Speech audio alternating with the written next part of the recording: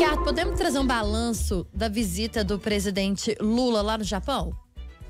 Olha, Thalita, a visita de Lula ao Japão acabou se transformando, principalmente quando a gente vê a coletiva sobre o balanço dessa visita, num tema muito único, num tema muito próprio, que é essa discussão sobre a guerra na Ucrânia, né? O que denota um erro de estratégia da política externa brasileira, do próprio presidente, né?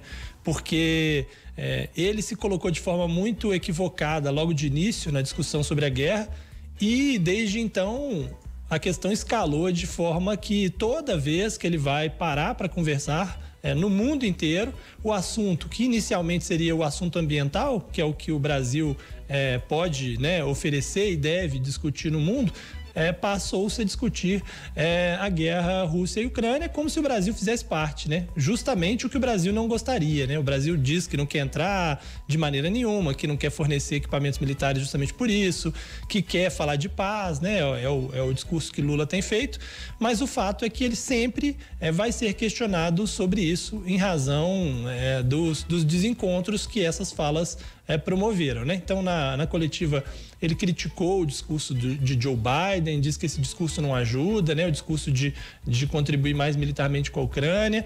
Foi muito questionado sobre o fato de não ter se encontrado com o Zelensky, né? Inclusive, ele disse que o Zelensky foi quem não apareceu para o encontro, e pela fala do Zelensky de que Lula é quem deveria ter ficado desapontado com o fato de não ter havido o encontro.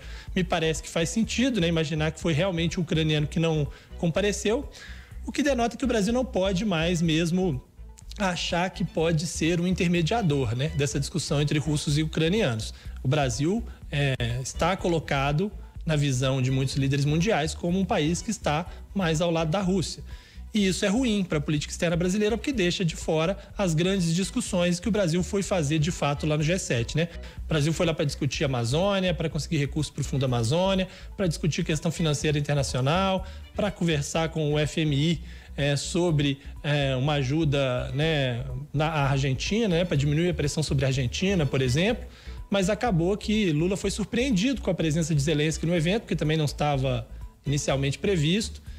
E acabou que o encontro serviu aos olhos de quem está do lado de fora mais para essa discussão sobre a guerra, né? Que é o que acontece, né, Ricardo, há algum tempo na diplomacia brasileira, digamos, do governo Lula 3, em função dessa ideia de ser sempre algo, ou se colocar numa posição de absoluta e total isenção.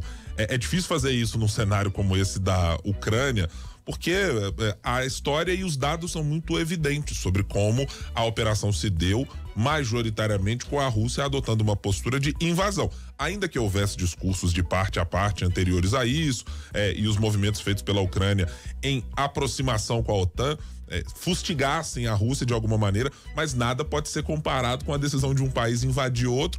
Mas também eu consigo compreender uma parcela desse posicionamento do governo Lula, porque é o temor de que nas relações da balança comercial o Brasil possa perder algum naco do que tem com a Rússia, né? Porque a gente está sendo sustentado muito no fio do bigode no fio da navalha, aliás, pela relação que a gente tem de exportação e de importação, que o agronegócio e outros itens que fazem com que o país não possa prescindir de nada relacionado a isso, né?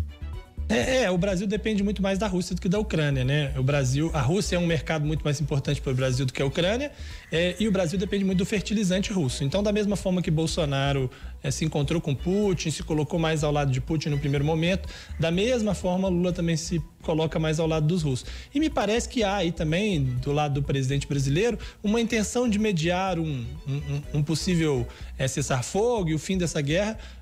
Muita gente vê com os olhos ali de quem sabe o Lula consiga ali um Nobel da Paz mais adiante, né? E me parece que seria muito mais provável, teria muito mais chance de conseguir um Nobel da Paz pelo lado ambiental do que neste lado específico. Acho que está muito claro que essa guerra não vai acabar, e está muito claro que se ela acabar vai ser porque algum dos lados não conseguiu seus objetivos, e não por conta da negociação, e que fosse por conta da negociação, não seria também por conta da participação brasileira, né? Tem um problema agora de ordem interna. Encerrada a passagem do presidente Lula pelo G7, pelo Japão, agora vai ter que entrar no meio da disputa sobre exploração de petróleo na foz do Amazonas. Um problema que foi trazido a ele, primeiro numa crise interna da rede, mas que foi parar no governo pela decisão do IBAMA de não autorizar a exploração, né, Ricardo? E esse sim é um assunto que depende da mediação do presidente brasileiro. Aí sim é um assunto que ele pode resolver, até porque a decisão final é dele, né? Então, a gente tem aí, de um lado, o Ministério do Meio Ambiente, Marina Silva, e o presidente do IBAMA, Rodrigo Agostinho, esses defendendo que a exploração de petróleo na foz do Amazonas seria ambientalmente inadequada e que a Petrobras não teria apresentado todas as garantias, todos os dados suficientes para que ele pudesse autorizar essa exploração. De outro lado, está o ministro de Minas e Energia, Alexandre Silveira, alguns parlamentares, entre eles Randolfo Rodrigues, que é o líder do governo, e que defendem que sim, é possível explorar o petróleo na foz do Amazonas, até porque a distância é de 500 quilômetros mais ou menos, e então estaria em alto mar e não interferiria na vida marinha e na foz do Amazonas especificamente.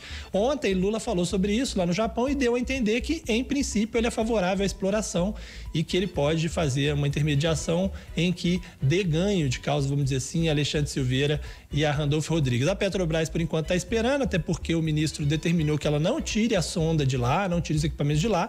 O problema é que isso custa 3 milhões de reais por dia. Então, não pode ficar esperando indefinidamente. Não dá para o Lula dizer, vamos decidir isso daqui a 6 meses, vamos discutir isso mais adiante. A Petrobras precisa tomar uma decisão porque ela precisa deixar o equipamento lá ou não. E aí corremos o risco de ver o que vimos no episódio de Belo Monte ou nas discussões que levaram à saída de Marina Silva do governo no primeiro governo Lula, né? Pode ser que Marina seja desautorizada e chegue à conclusão de que, ao contrário do que ela disse ao aceitar fazer parte do governo, a questão ambiental, embora tenha ganhado importância, ainda não é tão central assim dentro do governo, né?